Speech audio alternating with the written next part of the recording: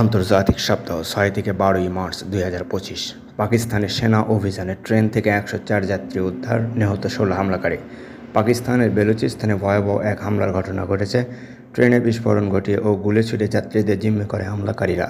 তবে পাকিস্তানের সেনাবাহিনী দ্রুত অভিযান চালিয়ে ১০৪ জন যাত্রীকে উদ্ধার করেছে এবং অভিযানে ১৬ জন হামলাকারী নিহত হয়েছে। এখনও সেনাবাহিনীর অভিযান চলছে।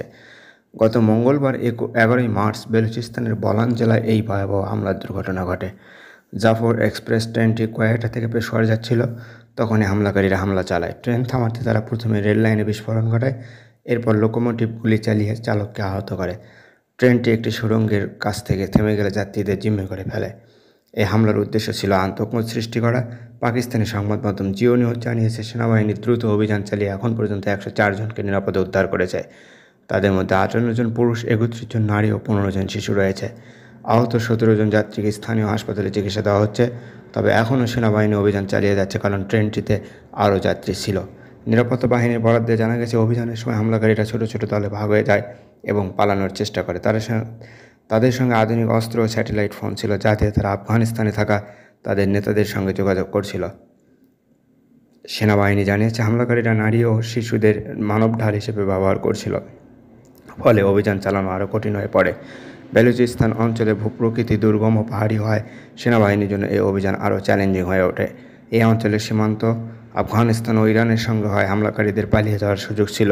নিরাপত্তা বাহিনী দৃঢ় পদক্ষেপ নিয়েছে এবং হামলাকারীদের দমন করতে সক্রিয় রয়েছে। হামলাকারীরা হামলার আগে রেলপথে বোমা বিস্ফোরণ ঘটিয়ে ট্রেন থামানোর কৌশল নেয়, যা এই ধরনের হামলার পরিকল্পিত রূপকে তুলে ধরে। পাকিস্তানি সেনাবাহিনী দৃঢ় প্রতিজ্ঞ যে তারা হামলাকারীদেরকে নির্মূল করবে এবং দেশের জনগণের নিরাপত্তা নিশ্চিত করবে। যুক্তরাজ্যে মাঝসমুদ্রে ২ জাহাজের সংঘর্ষ, নিহত ১। যুক্তরাজ্যের উপকূলীয় অঞ্চলে ২টি জাহাজের সংঘর্ষ হয়েছে। দেশটিতে উত্তর সাগরে একটি তেল ট্যাঙ্কার ও কার্গো জাহাজের মধ্যে সংঘর্ষে অন্তত ১ জন নিহত হয়েছে বলে জানা গেছে। গত সোমবার এক প্রতিবেদনে এই তথ্য জানিয়েছে ব্রিটিশ সংবাদ মাধ্যম বিবিসি। প্রতিবেদনে বলা হয়েছে, দুর্ঘটনার পর ব্যাপক আকারে উদ্ধার অভিযান শুরু হয়েছে। সংঘর্ষের পর ২ জাহাজে আগুন লেগে যায়। পরে তেল ট্যাঙ্কারের আগুন নেভানো সম্ভব হলেও শেষ খবর পাওয়া অবধি সালং নামের পর্তুগিজ কার্গো জাহাজের আগুন নেভানো সম্ভব হয়নি। জাহাজে পরিবেশের জন্য ক্ষতিকর রাসায়নিক ছিল বলে জানা গেছে। এ ঘটনায় ৫৯ বছর বয়সী একজনকে গ্রেফতার করা হয়েছে। এ ঘটনায় পরিবেশে ভয়াবহ বিপর্যয় নিয়ে উদ্বেগ দেখা দিয়েছে। বিবিসিকে দেওয়া এক বিবৃতিতে ব্রিটিশ কোস্ট গার্ড নিশ্চিত করেছে যে গত সোমবার স্থানীয় সময় সকাল ৯টা ৪৮ সংঘর্ষের খবর পাওয়া গেছে। বিবৃতিতে বলা হয়েছে, এইচএম কোস্ট গার্ড বর্তমানে পূর্ব ইয়র্কশায়ারের উপকূলে তেল ট্যাঙ্কার ও কার্গো জাহাজের মধ্যে সংঘর্ষের খবরের পর জরুরি ব্যবস্থা সমন্বয় করছে। এতে বলা হয়েছে, হাম্বার সাইট থেকে কোস্টগার্ডের একটি উদ্ধার হেলিকপ্টার অভিযানে অংশ নিতে এগিয়ে আসছে। পাশাপাশি লাইফ বোট, একটি কোস্টগার্ড ফিক্সড উইং বিমান এবং নিকটবর্তী জাহাজগুলোর মধ্যে যেগুলোর অগ্নি নির্বাপক সক্ষমতা রয়েছে এগিয়ে আসছে। এ ঘটনায় অভিযান অব্যাহত রয়েছে। বিবিসির ২টি সূত্র জানিয়েছে, সংঘর্ষের পর তেল ট্যাঙ্কারটিতে আগুন লেগে গেছে, তবে এই খবর নিশ্চিত করা সম্ভব হয়নি। যুক্তরাজ্যের ইয়র্কশায়ারের উপকূলটি অনেক তেল টার্মিনালের জন্য পরিচিত। এই উপকূলে বিদেশি কাঁচামাল প্রক্রিয়া করে পেট্রোল ও অন্যান্য জ্বালানি তৈরি করা হয়। ১৯৭৯ সালে হাল উপকূলে ২টি তেল ট্যাঙ্কারের সংঘর্ষে উভয় জাহাজে আগুন ধরে যায়। এই ঘটনায় প্রায় ১ লাখ টন কাঁচামাল উপকূলে আছড়ে পড়ার ঝুঁকি তৈরি হয়। এর ফলে সমুদ্র জীবনের জন্য ব্যাপক ক্ষতির আশঙ্কা করা হয়। তবে ওই সময় শক্তিশালী স্রোত সেই তেল উপকূল থেকে দূরে সরিয়ে নিয়ে যায়। ইফতার পার্টি দিয়ে বিপাকে তামিল সুপারস্টার। গত ৮ই মার্চ চেন্নাইয়ের রোয়াপেট্রায় ওয়াইএমসিএ মাঠে রমজান উপলক্ষে একটি বিশাল ইফতার পার্টির আয়োজন করেছিলেন তামিল সুপারস্টার থালাপতি বিজয়, যা তার ভক্তদের কাছে থেকে দারুণ প্রশংসা পেয়েছে। ১০ বছর বয়স থেকে অভিনয় জীবন শুরু তার, কিন্তু ক্যারিয়ারের মধ্য গগনে আচমকাই তিনি রাজনীতিতে পা দিয়ে বসেন। গত বছরই নিজের দলের নাম ঘোষণা করেছেন অভিনেতা। স্পষ্ট জানিয়েছেন ২০২৬ সালের আগে তার দল কোনো নির্বাচনে অংশ নেবেন না, আর রাজনীতির জন্য কয়েক বছর অভিনয়ে বিরতি নেবেন তিনি। কিন্তু রাজনীতিতে নেমেই বিতর্কে জড়িয়ে পড়লেন। গত শুক্রবার ৮ই মার্চ মুসলমানদের জন্য বিশাল ইফতার পার্টির আয়োজন করেছিলেন বিজয়। তাতেই বাজল বিপত্তি। তামিলনাড়ুর সুন্নাত জামাত থালাপতি তামিলনাগা ভেত্রি কাজগাম প্রধান থালাপতি বিজয়ের বিরুদ্ধে চেন্নাই পুলিশ কমিশনারের কাছে অভিযোগ দায়ের করেছে।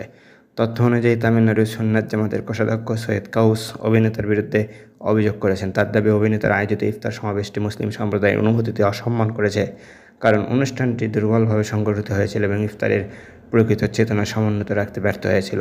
এমনকি বিনা রোজা এবং ইফতারের ধর্মীয় তাৎপর্যের সঙ্গে সম্পর্কহীন ব্যক্তিরাও সমাবেশে অংশ নিয়েছিলেন।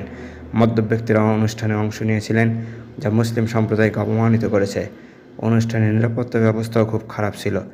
বিজয়ের বিদেশি নিরাপত্তারক্ষীরা অনুষ্ঠানে উপস্থিত অতিথিদের সঙ্গে অসম্মানজনক এবং গরুর মতো আচরণ করেছিলেন।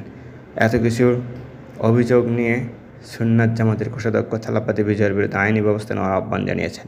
তবে এখন এই বিষয়ে কোনো আনুষ্ঠানিক বিবৃতি দেননি এই অভিনেতা। প্রসঙ্গত 8ই মার্চ পবিত্র রমজান মাসে একটি ইফতার পার্টির আয়োজন করেছিলেন দক্ষিণী সুপারস্টার।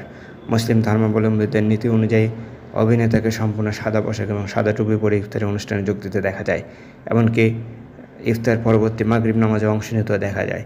মুহূর্তে বিজয়ের ছবি ও ভিডিও ইন্টারনেটে ভাইরাল হয়ে যায়। খবর অনুযায়ী বিজয় সেদিন পুরো দিন রোজা রেখেছিলেন এবং ইসলামী রীতিনীতি অনুযায়ী নামাজ পড়েছিলেন। তার আয়োজিত ইফতার অনুষ্ঠানে স্থানীয় 15টি মসজিদের ইমামও অংশগ্রহণ করেছিলেন। মোট 3000 অংশগ্রহণকারীর থাকার ব্যবস্থা করা হয়েছে। মেক্সিকোয় ভয়াবহ বাস দুর্ঘটনা, নিহত 11। দক্ষিণ মেক্সিকোর ওয়াক্সাকা রাজ্যে একটি যাত্রীবাহী বাস উল্টে ভয়াবহ দুর্ঘটনা ঘটে যায়।